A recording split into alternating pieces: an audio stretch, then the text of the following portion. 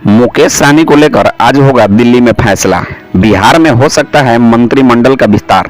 चिराग पासवान को मिली हाजीपुर सीट। मुकेश सहनी को लेकर आ रही है बहुत बड़ी खबर। मुकेश सहनी का सिंबल अब नहीं है उनके पास, लेकिन अभी तक वीआईपी के तरफ से कोई औपचारिक बातें सामने नहीं आई है।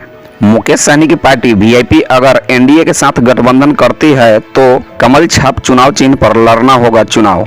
इन सभी खबर को जानने से पहले चैनल को सब्सक्राइब करें और वीडियो को अगर फेसबुक पेज पर देख रहे हैं तो पेज को फॉलो करना बिल्कुल भी ना भूलें। जिस तरह से बिहार में राजनीति उथल पुथल देखने को मिल रहा है, उसी तरह से अभी एनडीए में भी सब कुछ ठीक नहीं है। बात करें मुकेश सहनी की, तो मुकेश सहनी की सिर्फ एक ही जिद है कि निषाद आरक्षण। उनका कहना है कि हमें सीट से कोई मतलब नहीं है, हमें निषाद आरक्षण दे दो, हम ऐसे ही समर्थन दे देंगे।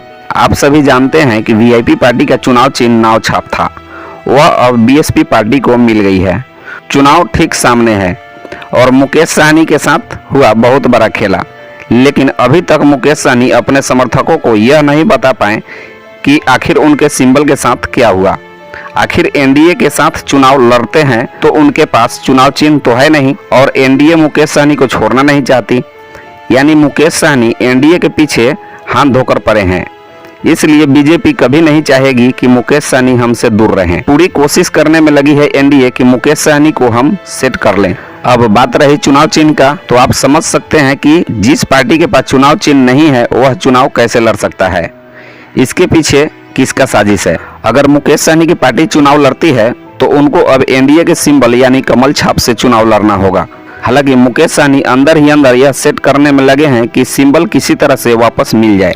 अब बात बन पाती है या नहीं, यह देखना होगा। खबर तो यह भी है कि जिस बीएसपी पार्टी को यह चुनाव चिन्ह मिला है उसको लोकसभा चुनाव 2024 के लिए ही सिंबल दिया गया है। उसके बाद बीएसपी से भी सिंबल वापस ले लिया जाएगा। बिहार की राजनीति में अभी बहुत कुछ सीखना होगा मुकेश सहनी को, क्योंकि राजनीति कैसे होती है बहुत लोगों को पता नहीं। जब तक सीखेंगे नहीं तब तक जीतेंगे नहीं। आज शाम तक मुकेश सहनी को लेकर एनडीए फैसला कर सकती है। बात करें चिराग पासवान की, तो भाजपा ने हाजीपुर सीट चिराग पासवान को दे दिया है। पशुपति पारस को फिर से कमजोर करने की कोशिश हो रही है।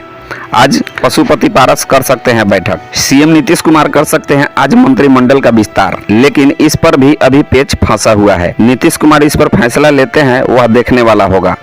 बाकी आपको यह जानकारी कैसी लगी वीडियो के कमेंट्स में जरूर बताएं और वीडियो को ज़्यादा से ज़्यादा शेयर करें। मिलते हैं फिर न्यू अपडेट के साथ, तब तक के लिए धन्यवाद।